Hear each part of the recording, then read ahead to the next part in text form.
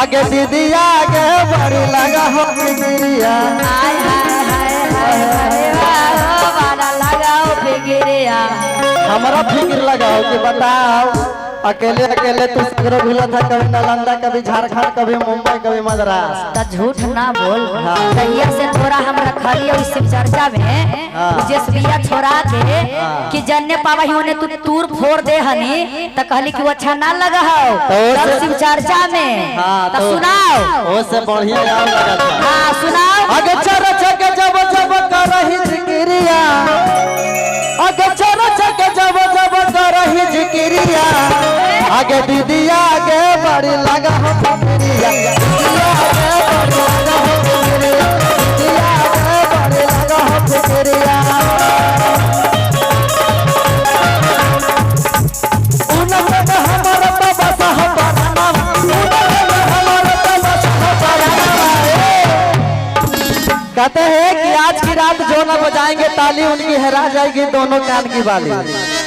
तो नहीं अपना अपना कान की बाली हराना है तो एक बार जोर से ताली बजा के बोले सच्चे दरबार की आगे दीदी आगे बड़ी लगा हो फिक्रिया महिला हो वाला लगा हो फिक्रिया महिला हो वाला लगा हो फिक्रिया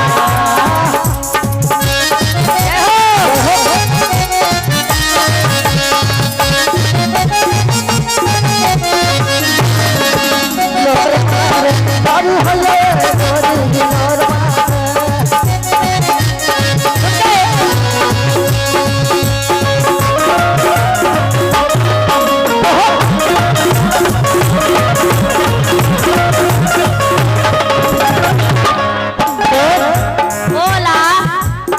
अपना मामा के घोसा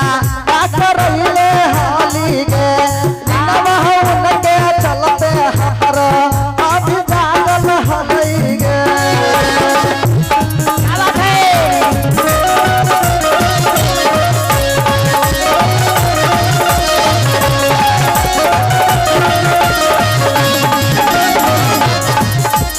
अपना मामा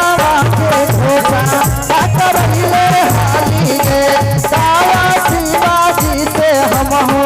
अब हो हालत रहली गे रत दिन उनकर दक्षिण सजना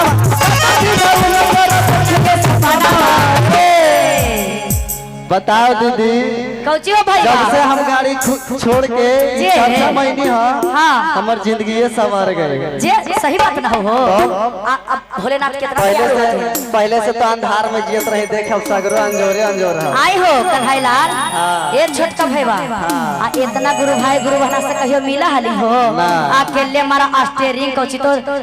चला चला के और हां पहले से 3 बहन रहे आई हो 3000 बहन कन्हैया सुन न भैया कभी तू का करहने कि बिगड़ल रोडवा के बनावा हले अब बनलका रोडवा के कभी कबार देहनी हो फिर उन्हें हां तार पेड़ उजाड़ देहनी अभी 5 महीना पहले स्टेशनवा पर पुल का भाड़ा देले रहे अब देखी तो हो कितना मतलब कि भगवान में के शक्ति हो कितना दया करत ने कि इतना गुरु भाई गुरु बना से मिलाई हो 3 सूत्र के ज्ञान देलुक हो एका पर एक भजन गावही हो एका पर एक गाना लिखा ही हो आगे कौची के बिजनेस करो पहुनवा हमरा बतावेगे दीदी तो हमरा बतावेगे आगे कौची के चर्चा करो पहुनवा हमरा बतावेगे दीदी तो हमरा बतावेगे अरे हमारे वाला मुआ चर्चा करावे हमारे वाला मुआ अरे चर्चा करा के सबके दुखवा भगावे अरे हमारे वाला मुआ चर्चा करावे चर्चा करा के सबके दुखवा भगावे कौची के बिजनेस करो पहुनवा हमरा बतावेगे दीदी तो हमरा बतावेगे कौची के बिजनेस करो पहुनवा हमरा बतावेगे दीदी तो हमरा बतावेगे अरे हमारे बाला मुआ चर्चा करावे अरे जाने सबके दुखवा भगावे अरे हमारे सजनवा चर्चा करावे चर्चा करा के सबके दुखवा भगावे बताओ हम जी के चर्चा करत है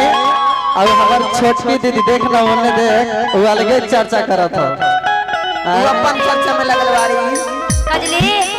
ई कौची बोलाएगे कि तोर सजनवा कौची करावे तो तोरा पता ना हो कि हमर सजनवा चर्चा करावे। हां तो वही पूछी थले दिक्कत का हो गेल बता। हां देखी एक जनी के पति देव जी बाहर रहे अच्छा और हमार शिवोद भैया के घर में चर्चा होता था। देखी यहाँ से उठ के अपना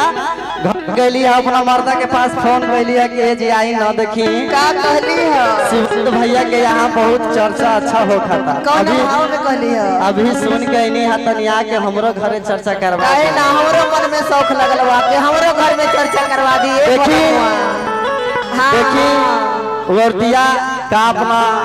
पति देव जी से कहा था कौन फोन भाव पे में कहली ये भैया करा दे पिया हो करा दे पिया होय होय होय होय होय होय करा दे पिया हो करा दे पिया हसी बंगुरु के चरा चमा करा दे पिया हसी बंगुरु के चरा चमा करा दे पिया करा दे पिया हो करा दे पिया हो करा दे पिया। बताइए तनी इधरो ध्यान देवल करे। ए जी हमरो मन में शौक लगल बा किसी और भैया के घरे चर्चा होता तो हमरो घर में करवा दे। त कल ही जाके बोलवा ली रे चर्चा करावे वाली सबके। काहे ना कंचन काजल कन्हैया ऋतु के जरूर बुलाए।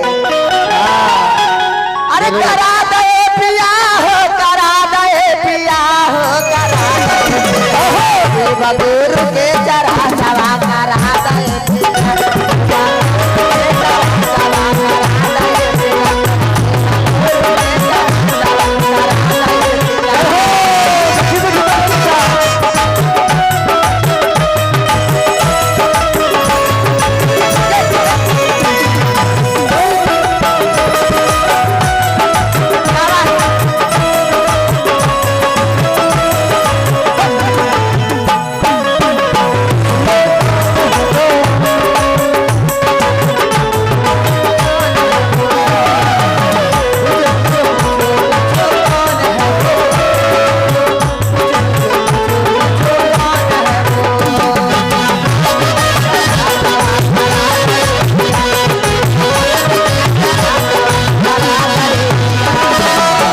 और देखी वर्दिया गाना भाव में कहती है कवन भाव में अरे जब से हम लेहनी हसीब के अनवा असोती उठी सैया उनके करी ले ध्यानवा हर हर महादेव। अरे जब से हम लेहनी हसीब के अनवा अच्छा असोती उठी सैया उनके करी ले ध्यानवा एकदम करत मनवा के सरधा पूरा कर दिया बंगुर के चरा चरा करा दे पिया बंगुर के चरा चरा करा दे पिया हो करा दे पिया हो करा दे पिया बंगुर के चरा चरा करा दे पिया बंगुर के चरा चरा करा दे पिया।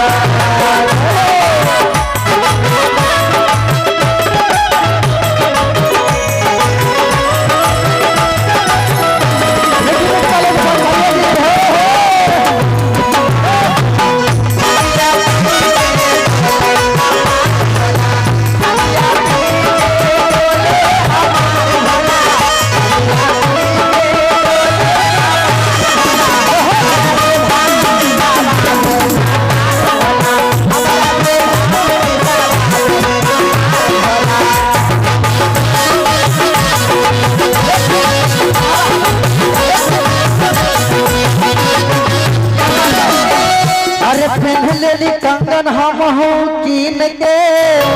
सब बाजार से करवा दी चर्चा सैया सुनली कान खोल के